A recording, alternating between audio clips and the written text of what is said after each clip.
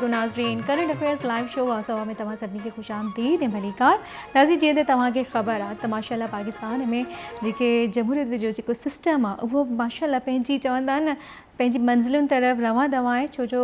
हिन वक़्तु असां ॾिठोसीं वफ़ाक़ी गवर्नमेंट जेको आहे उन पंहिंजो जेको आहे निगरान वज़ीर आज़म जेको आहे उहो नामज़द कयो ऐं उन्हनि बि ओथ खणी वरितो। ऐं जॾहिं असां सिंध जी ॻाल्हि कयूं था त सिंध में बि माशाअल्लाह मुतफ़िक़ आहे, यानी गॾियल राय सां जेको आहे जस्टिस रिटायर्ड मक़बूल बाकर साहब जेके आहिनि उहे निगरान वॾे वज़ीर तौरु जेको अॼु हलफ़ खणी रहिया आहिनि। त अॼु असां लाइव शो वासवा में हिन वक़्तु जेका सियासी सिचुएशन आहे मुल्क जी, ख़ासि करे सिंध जी, त निगरान जेको सेटअप अची रहियो आहे उनखे कहिड़ा चैलेंजिस दरपेश हूंदा ऐं जेके बि चैलेंजिस आहिनि उन्हनि खे हू कीअं सॉर्ट आउट कंदा, कीअं ॾिसनि था ऐं कहिड़ी नज़र सां ॾिसंदा, कीअं उन्हनि खे मतिलबु सभ खां वॾो जेको हिन अवाम जो मसइलो आहे महांगाई ऐं बदअमनी, ठीकु आहे, त उन्हनि शयुनि खे उहो कीअं जेको आहे खणी हलंदा, इन सॼे सिनेरियो ते असां ॻाल्हि ॿोल कंदासीं। असां सां गॾु महिमान आहिनि डॉक्टर मुख़्तियार भुट्टो साहब। डॉक्टर मुख़्तियार भुट्टो साहब ex political adviser to senior federal minister रही चुकिया आहिनि, कंसल्टेंट आहिनि national heritage council of Pakistan जा। इन खां अलावा जेको आहे सोशल एक्टिविस्ट आहिनि ऐं साण गॾोगॾु जेको आहे फैमिली फिज़िशियन बि आहिनि। त माशाअल्लाह एॾियूं सुठियूं क्वालिटीज़ आहिनि ऐं सभ खां वॾी ॻाल्हि सियासी तजियो तमामु बहितरीनु कंदा आहिनि, सीनियर सियासी तजिया निगार आहिनि असां सां गॾु। जी अस्सलाम वालेकुम डॉक्टर साहब। वालेकुम अस्सलाम। कीअं आहियो तव्हां? मां ठीकु आहियां, अल्लाह से। अच्छा डॉक्टर साहब, माशाअल्लाह मां चयो न त असां वटि जमहूरी सिस्टम जेको आहे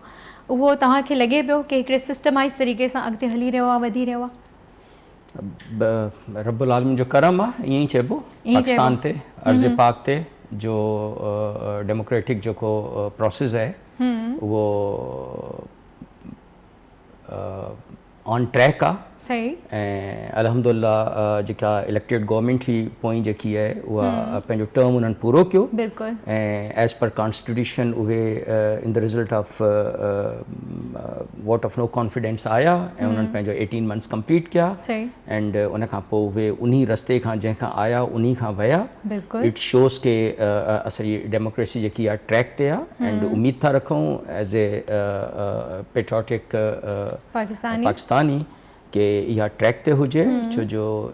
इन रूल ऑफ लॉ में इज़त आहे, इन में ई असांजो एहतराम आहे, इन में ई असांखे पंहिंजो इमेज ठाहिणो आहे। बिल्कुलु। ऐं दिस इज़ वेरी गुड कि हाणे उहे ख़ैर सां पंहिंजो टर्म पूरो करे निकिरी विया आहिनि। हींअर जेको आहे उहो पंहिंजो जेका अबूरी गवर्नमेंट आहे, जेका केयर टेकर गवर्नमेंट आहे, उहा जेकी आहे उहा फेडरल गवर्नमेंट में अची चुकी आहे, जीअं तव्हां तस्करो कयो। एंड स्टिल द काबीना जेकी आहे उनखे ओथ खणणो आहे। एंड सिंध प्रोविंस में बि ख़ैर सां जेको आहे उहो नॉमिनेशन थी चुकी आहे। एंड इंशाअल्लाह ताला अॼु उहा पुरवकार तक़रीब ओथ जी जेकी आहे उहा थी वेंदी। एंड यकीनन माण्हुनि खे तमामु घणियूं एक्सपेक्टेशन्स आहिनि। ऐं जस्टिस बाकिर साहब जेके डेज़िग्नेटेड CM सिंध हूंदा उहे यकीनन इलाही एक्सपीरियंस्ड आहिनि, विजनरी पर्सन आहिनि। बिल्कुलु। ऐं उन्हनि हिन सिस्टम खे अंदरि वेही करे यकीनन इंतहाई बारीक बीनी सां ॾिसी चुका आहिनि। And we as a patriotic Pakistani, as I told you, are anxiously looking for his deliverance. बिल्कुलु। एंड यकीनन उन्हनि मुंहिंजे ख़्याल में मां कंहिं इनफॉर्मली उन्हनि ॻाल्हाईंदे इहो चयो बि आहे कि मूं मां तव्हां इहा एक्सपेक्ट न कयो कि मां को इनकलाब आणींदुसि या मां को पंहिंजो पाण खे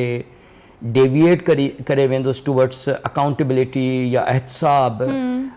मां हिकिड़ो लॉ अबाइडिंग हिकिड़ी मां फैकल्टी लाइक पर्सनैलिटी आहियां। ऐं मां जेको आहे उहो जेका मूंखे ज़िम्मेवारी ॾिनी वई आहे, जेका मूंखे रिस्पॉन्सिबिलिटी ॾिनी वई आहे to go for the fair and free election, उन्हनि ते मुंहिंजो फोकस हूंदो। ऐं मां डेफिनेटली कोशिशि कंदुसि कि मां पंहिंजे इन्ही जेको मुंहिंजो टास्क आहे उनखे मां जेको आहे अहसन तरीक़े सां पूरो कयां as per expectation of the Awam of Pakistan. सही। अच्छा, त तव्हां ॻाल्हि कई त एक्सपेक्टेशन्स, ऐं ॾिसो हिकिड़ी हूंदी आहे चूंडियल हुकूमत, उन खां त माण्हुनि खे एक्सपेक्टेशन्स हूंदियूं आहिनि, पर निगरान हुकूमत खां माण्हू छा एक्सपेक्ट करे रहिया आहिनि? आया उन ते कहिड़ियूं ज़िम्मेदारियूं लागू थियनि? सिर्फ़ु फेयर एंड फ्री इलेक्शन ई कराइणो आहे, हिकिड़ो सेटअप आहे जेको संभालणो आहे, या वरी जेके चैलेंजिस आहिनि असांखे दरपेश उनखे बि मुंहुं ॾियणो आहे? छा कंदा? ॾिसो न, I mean it's not a joke ही पोस्ट जेकी आहे पर्टिकुलरली 18th अमेंडमेंट खां पोइ तव्हांजा पावर्स जेके आहिनि उहे age a chief minister of any specific province असां जीअं पंहिंजे सूबे जी ॻाल्हि था कयूं पिया त इहो इहा का I mean it's not a sort of का लिमिटेड इहा पोस्ट कोन्हे इन में इख्तियार लिमिटेड नथा थी सघनि निगरान हुकूमत वक़्तु जेके इख्तियार आहिनि उहे लिमिटेड आहिनि या उहे जेको आहे बिल्कुलु फ्री थी करे हर मसइले खे ॾिसी सघंदा न ॾिसो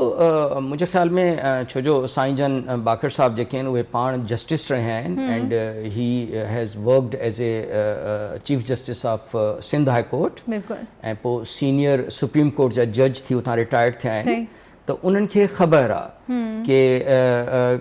मुंहिंजूं बाउंड्रीज़ जेके आहिनि जेके लॉ में स्पेसिफाइड आहिनि उहे छा आहिनि जेके जेसिताईं करंट अफेयर्स जी ॻाल्हि आहे day to day law and order जा चैलेंजिस आहिनि पर्टिकुलरली सिंध में जेके हिन वक़्तु आहिनि असां वटि लॉ एंड ऑर्डर जी सिचुएशन हिन वक़्तु तमामु रस्ट आहे ठीकु आहे मतिलबु आए ॾींहुं रोज़ु तव्हां ॿुधी रहिया आहियो कि केतिरी हालत लही पिया त उनखे हू ओवरकम कई वेंदा it's a big challenge. It's a big challenge. It's a big challenge. So the elected government हुई 15 सालन जो experience हुयो पाकिस्तान पीपल्स पार्टी जो गवर्नमेंट रही Murad Ali Shah was I mean elected chief minister had full power full backup from the assembly. Murad Ali Shah साहब वेंदे वेंदे चयो त जी असां सुठो डिलीवर कयो आहे ठीकु आहे ऐं असां हाणे वापसि ईंदासीं ऐं अवाम वटि असां फ़ख़्र सां वेंदासीं इन ॻाल्हि खे कीअं पिया ॾिसो त हुन जी जेका गवर्नमेंट हुई उन जेतिरा कम कया उहे माशाल्लाह तव्हांजे साम्हूं आहिनि मुंहिंजे बि साम्हूं आहिनि त आया हू अवाम वटि वेंदा त उनखे सुठी मोट मिलंदी ऐं वापसि अचण जा चांसिस केतिरा था लॻनि मुंहिंजे ख़्याल में इहो इन जो जवाबु जेको आहे उहो जेकॾहिं असां अवाम ते छॾे ॾियूं त उहो वधीक बहितरु हूंदो ऐं मुंहिंजे ख़्याल में जीअं शाह साहब पाण चयो कि भई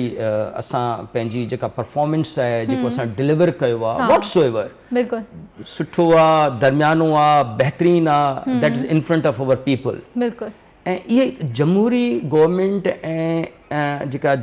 डेमोक्रेटिक सेटअप्स हूंदा आहिनि उन जी ब्यूटी बि त इहा आहे न कि जमहूर हैज़ अथॉरिटी एंड जमहूर शुड हैव अथॉरिटी बिल्कुलु कि जमहूर जेकी आहे उहा तव्हांखे इलेक्ट करे ऐं उन खां पोइ तव्हांखे आंसरेबल करे whatever commitments you make with your people जॾहिं जेके तव्हां वाइदा था करे अचो उहे पोइ तव्हांखां हाणे जेकॾहिं शाह साहब वारनि मुंहिंजे ख़्याल में 2018 में यकीनन पाकिस्तान पीपल्स पार्टी जेके वाइदा करे आई हुई माण्हुनि सां एटलीस्ट सिंध में उन्हनि जी गवर्नमेंट हुई उन्हनि पूरा 5 साल बिला शिरकत वग़ैरह जेको आहे उहा हुकूमत कई हिते ऐं हाणे everything is in front of people and let the people should decide मुंहिंजे ख़्याल में बहितर इहो ई उनजो जवाबु हूंदो जो मां वेही चवां कि माण्हू ही खटे ईंदा या न खटे ईंदा या मतिलबु whatever the outcome will be so बहितर इहो हूंदो कि असां इंतज़ारु कयूं पर डॉक्टर साहब जॾहिं असां ॻाल्हि था कयूं त जमहूर त असांजे जमहूर खे उहो शौर आयो आहे त हू वाकई में मतिलबु हर लिहाज़ सां सिर्फ़ु इहो सोचनि त असांखे ॾिसणी सिर्फ़ु परफॉर्मेंस आहे हिते त ॾिसो न असां वटि एतिरा एलिमेंट्स आहिनि जिन ते ॾिसी करे पोइ माण्हू वोट या त कास्ट ई नथा कनि या कास्ट कंदा त पंहिंजी मर्ज़ी सां ई था कनि इहो तव्हांजो तमामु ख़ूबसूरत क्वेश्चन आहे असांजे जमहूर खे ट्रेन करिणो आहे एॾो ख़ूबसूरत क्वेश्चन आहे ऐं इन ते मुंहिंजे ख़्याल में पूरो हिकिड़ो किताबु किताबु लिखी सघिजे थो शऊर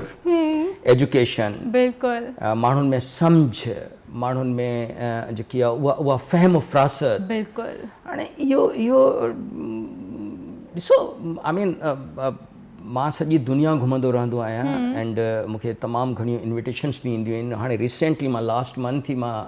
अमेरिका नॉर्थ अमेरिका मां कैनेडा बि वञणु थियो मां मोटी आयो आहियां जेकॾहिं तव्हां उते गवर्नेंस था ॾिसो त गवर्नेंस में उते बिलीव मी कि रुॻो जेको तालीम आहे ऐं सिहत आहे इन ते प्रेसिडेंट ओबामा पंहिंजी इलेक्शन कैंपेन थो हलाए इन ते जेको आहे उहो मिस्टर ट्रूडो जेको आहे जस्टिन ट्रूडो कैनेडा जो प्राइम मिनिस्टर जेको आहे उहो इन ते कैंपेन थो हलाए कि असां तव्हांखे एजुकेशन ॾींदासीं एजुकेशन मीन्स शऊर ऐं असां तव्हांजी हेल्थ जो ख़्यालु कंदासीं इहे बेसिक नीड ऑफ अवर पीपल हूंदियूं आहिनि त हाणे जेकॾहिं उन ते उहे अची इलेक्ट थियनि उन ते ई सॼो निज़ाम हले थो ऐं माण्हू जेके आहिनि उहे बाक़ाइदा उन्हनि खे ऑब्ज़र्व कनि था उन्हनि खे उन्हनि जूं ॻाल्हियुनि खे नोट कनि था उन्हनि जो पाण वटि रिकॉर्ड रखनि था ऐं जॾहिं उहे अची था वञनि जंहिंखे वोट था ॾियनि ऐं उन खां पोइ उन जी परफॉर्मेंस ते उहे नज़र था रखनि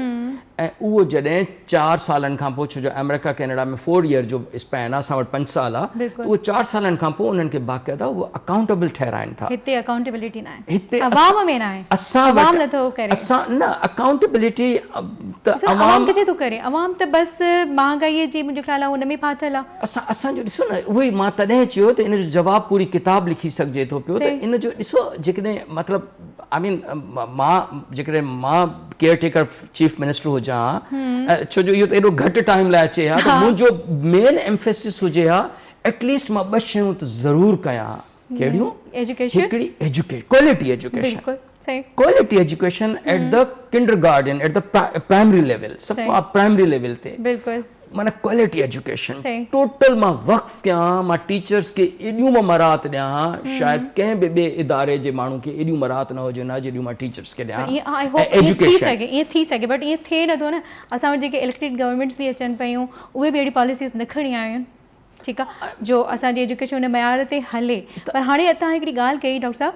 त असां वटि जेको आहे चवंदा आहिनि न, त जेका टाइम आहे हिन वक़्तु निगरान हुकूमतुनि वटि, उहो तमामु घटि आहे, ठीकु आहे। हूंदो त उहा 3 महीना हुजणु खपे हा, पर तव्हांखे लॻे थो 3 महीने में इलेक्शन्स, छो जो उहो तव्हां इलेक्शन कमीशन चए पियो त जी इलेक्शन जे लाइ असांखे तकबंदी जे लाइ 4 खां 5 महीना खपनि था, 4-5 महीना उहे हणी वठो, बाक़ी फर्दर 2-3 महीना, त 7-8 महीननि लाइ मतिलबु माहौल खे सम्झणु ऐं कुझु करणु, इहो त तमामु घटि टाइम आहे। त पोइ सिर्फ़ु वेही करे सिर्फ़ु हिकिड़ी गवर्नमेंट ई हलाइणी आहे, बसि ॿियो कुझु न करिणो आहे। तव्हांखे लॻे नथो ईअं ज़ारी ॻाल्हि, एतिरे घटि टाइम में छा करे सघंदा? न न, ॻाल्हि इहा न, ॻाल्हि न न, I mean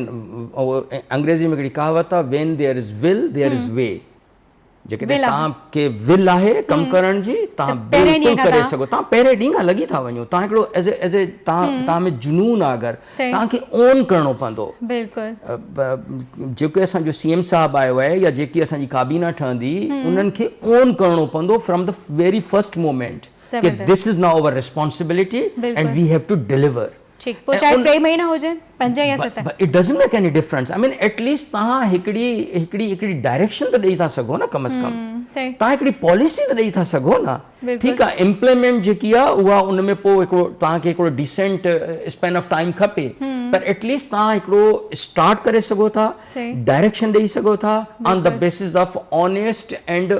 with sincere ownership policy. Sincere ownership policy उहा त मुंहिंजे ख़्याल में केयर टेकर गवर्नमेंट बि ॾेई सघे थी, ऐं हिकिड़ो ट्रेंड सेट करे सघे थी पई त भई ही जेकी आहे उहा एजुकेशन आहे, पॉपुलेशन आहे, लॉ एंड ऑर्डर आहे, रूल ऑफ लॉ आहे, ज़ख़ीरा अंदोज़ी आहे, जेके माण्हू होर्डिंग था कनि, जेके चोरी था कनि, त एटलीस्ट उन्हनि खे त माण्हू जेको आहे, because state has got, state वटि मशीन आहे, पूरी मशीन आहे स्टेट वटि। अगर उहा मशीन जेकॾहिं प्रॉपरली ऐं टाइमली कमु करे, प्रॉपरली ऐं टाइमली उहा अगरि कमु करे, त हिते ॾिसो छा नथो थी सघे, हर शइ थी सघे। तव्हांखे लॻे थो त ईअं थींदो, इंशाअल्लाह थियणु घुरिजे ऐं थियणु वाक़ई में घुरिजे। बट हाणे इहो ॿुधायो त तव्हांखे छा थो लॻे, इलेक्शन केतिरे अरसे में थींदो, केतिरा महीना लॻी सघनि था, केतिरी पॉसिबिलिटी आहे जल्द थियण जी, या बसि? ॾिसो, आई मीन अगरि as a law abiding citizen of this अर्ज़ पाक, त मुंहिंजी त ख़्वाहिश हूंदी कि इहा एज़ पर स्पेसिफाइड टाइम जेको कॉन्स्टिट्यूशन ऑफ पाकिस्तान ॾिए थो पियो, जेको 90 डेज़ आहे, छो जो अगरि इहा पंहिंजो पाण टुटे हा त पोइ 60 डेज़ में इहे इलेक्शन थियनि हा, पर छो जो 3-4 ॾींहं अॻु में ई असांजे जेको प्राइम मिनिस्टर साहिबु वियो आहे, उन्हनि अॻु में ई हिनखे टोड़े छॾियो, 90 डेज़ जो टाइम मिले, ऐं उन्हनि जे ज़हन में बि इहो ई हूंदो कि 60 डेज़ में शायदि पॉसिबल न आहे, त इहो बेटर आहे कि 90 डेज़ में इहे इलेक्शन थियणु खपनि। हाणे सुप्रीम कोर्ट ऑफ पाकिस्तान भी जेकी है चीफ जस्टिस साहब मुझे ख्याल में कल ही आई थिंक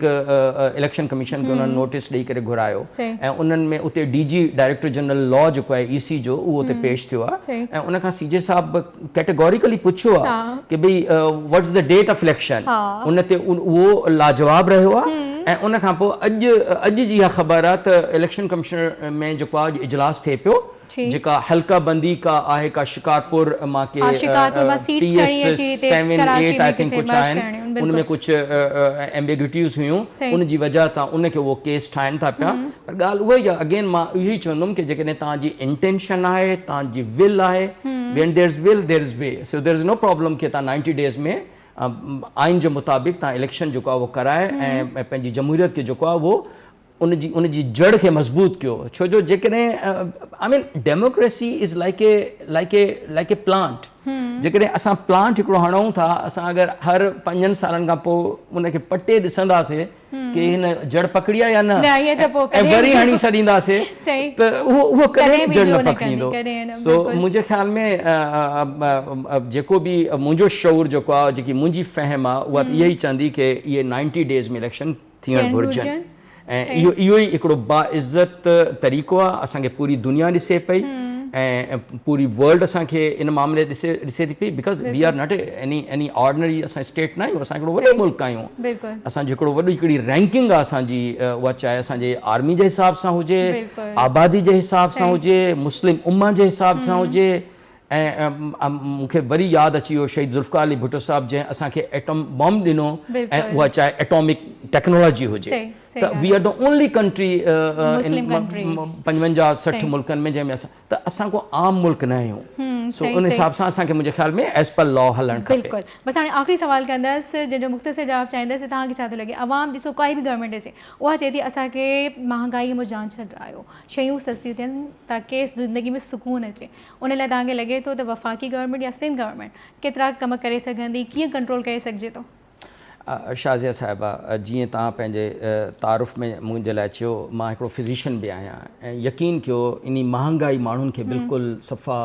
तहस नहस करे छॾियो इन ते कंट्रोल थींदो इंशाअल्लाह थियणु खपे ऐं ज़रूरु थियणु खपे इन ते पूरी तवज्जो सां इन्फ्लेशन मुंहिंजे ख़्याल आहे अगरि वॾी महिरबानी डॉक्टर साहिबु तव्हांजी तमामु घणी तोड़ाई थी आहियां ऐं नाज़रीन ही हुयो असांजो वाज़ो आख़िर में जेका ॻाल्हि थी महांगाईअ ते मुंहिंजो ख़्याल आहे अगरि हर माण्हू ज़िमेदारीअ सां करप्शन ख़तमु करण जी कोशिशि करे त असां महांगाईअ ते कंट्रोल आणे सघूं था छो जो बदउनवानीअ जे करे बि जेको आहे न हर शइ जा रेट्स वधी था वञनि चाहे इंटरनेशनली कुझु बि हाल हुजे पर अगरि असां पंहिंजे अंदरां जेका ध्यानदारी ख़तमु कई आहे उनखे ख़तमु न थियणु ॾियो ख़तमु करे चुकिया आहियो त काइंडली उनखे वापसि आणियो त जीअं जेको आहे असांजी ज़िंदगीअ में हिकिड़ी बहितर जेका न रुख अची सघे ऐं पंहिंजो तमामु घणो ख़्यालु रखंदा कोशिशि कंदा त वाक़ई में हिन जश्न आज़ादी जेका असां सेलिब्रेट कई आहे इन ते पाण सां अहद कयो त असांखे पंहिंजा इंतिज़ामी मामलात जेके बि आहिनि या प्रोफेशनल मामलात आहिनि ज़िंदगी जा जेके बि कार वहिंवार आहे उन में असां करप्शन न कयूं ऐं जेको कंदे नज़र अचे उनखे बि रोकण जी कोशिशि कयो छो जो इहो हिकिड़ो पॉज़िटिव वे वेंदो असांजे हिकिड़ो मुस्बत